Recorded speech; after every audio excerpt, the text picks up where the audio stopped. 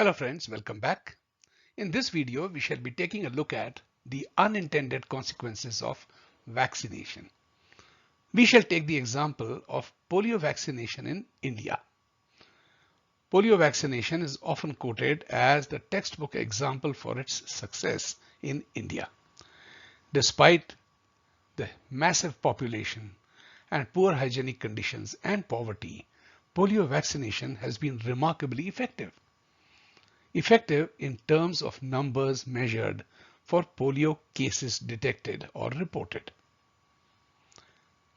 There have been no cases reported or detected in a big country like India since 2011.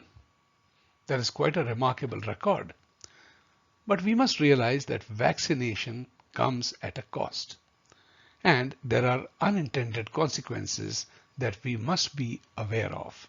And we must be ready to pay the social price of this public health measure. The information in this video is based on the research papers on this slide and the one following it. Information has also been drawn from these two references. The first question that comes to mind is polio curable? Well, here is what the World Health Organization has to say in its release dated 20th January 2020. What the World Health Organization says is that there is no cure for polio. It can only be prevented. Polio vaccine given multiple times can protect a child for life. Those of you who are interested in seeing this reference can go to this URL. In the year 2000, World Health Organization made this particular recommendation. In order to achieve polio eradication in India during 2000, extra national immunization days and house-to-house mopping up rounds should be organized. In other words, they were recommending a very aggressive approach. You can refer to the World Health Organization bulletin at the following reference. Let us now take a look at the polio cases reported between this 20-year period, 1974 to 1993. The total of number of cases which were recorded were 3,41,000 or 341,000. You will notice from this graph that there was a spike in 1981 and then there was a steady decline. And once again, there was a similar spike, but to a lesser order, and then a steady decline. We are not told why this happened, and I have not been able to access any literature to explain these two spikes and the two declines.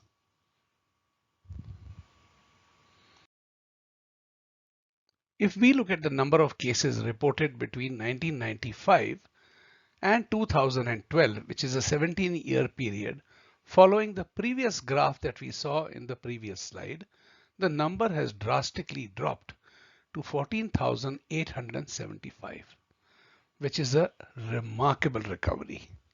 At one time, in that 20-year period, we were having more than approximately 17,000 cases per year on an average, and that reduced to less than that number, just 14,875 over a 17-year period. And what is remarkable is that from 2011 onwards, there were no cases that were detected or reported. So this is a very interesting number, and we shall visit that once again later. Let us now take a look at another disease. This is known as NPAFP or non-polio acute flaccid paralysis. It mimics polio, but it is not polio. But what exactly are the symptoms?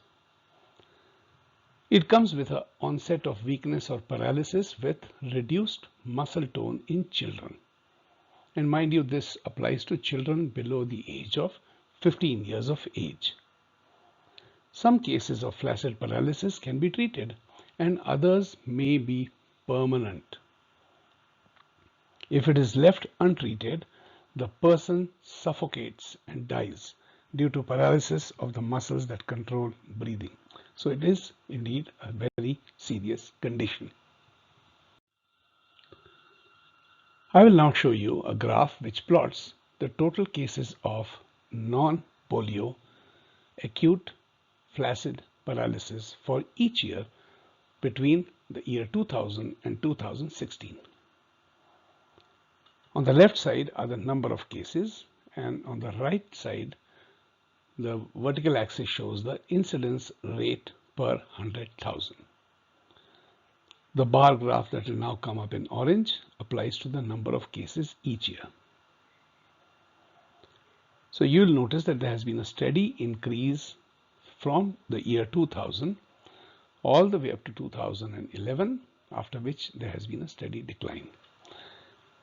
Mind you, the year 2000 has been shown here because that is when the World Health Organization came up with a directive of a very aggressive intervention. If we wish to look at the numbers in terms of the incidence rate for every 100,000 of population, the blue line plots that. As you can see, the rate in the year 2000 was less than 2 instances for every 100,000, and the rate steadily grew up, especially after the year 2000, all the way approaching 14 per 100,000, which is very, very alarming. This particular stage, when the number started decreasing, was when the oral polio vaccine doses were decreased.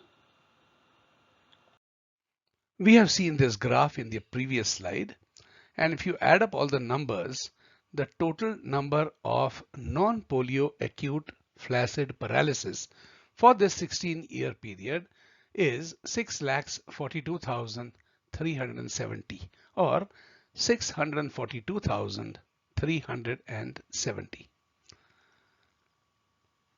Let us compare this number with the total number of polio cases which occurred in that 20-year period from 1974 to 1973.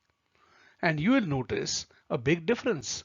It's almost twice as many the number of cases of polio that happened in 20 years occurred in this 16-year period.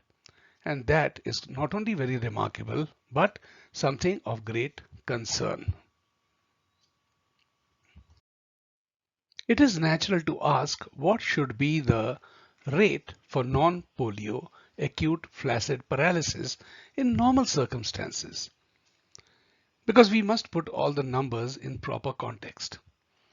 Well, according to the papers which I have quoted earlier, the expected rate is around 1 or 2 cases for every 100,000 of population, or 1 to 2 cases per lakh of population. What has been found in India nationwide, the rate for NPAFP is around 11.82 per 100,000 of population, which is almost 10 times what it should really be. And that is a matter of great concern. Follow-up is not routinely done in most cases because in many remote parts of rural areas, parents bring their children to district quarters, or there are house-to-house visits by volunteers who are giving the oral vaccine, and there is no proper follow-up. However, a follow-up was done in a number of districts in the state of Uttar Pradesh, and what they found that after 60 days, 35.2% or just a little over 1/3 or 1 cases in 3 had residual paralysis. And what is worse, 8.5% or 1 out of every 12 children had died. When I'm mentioning that 8.5% had died, this is from the population which contracted the non-polio acute flaccid paralysis, which formed a rate of 11.82 for every 1 lakh of population. The paper concludes by saying that the frequency of pulse polio administration is directly or indirectly related to the incidence of NPAFP. That is a very damning conclusion.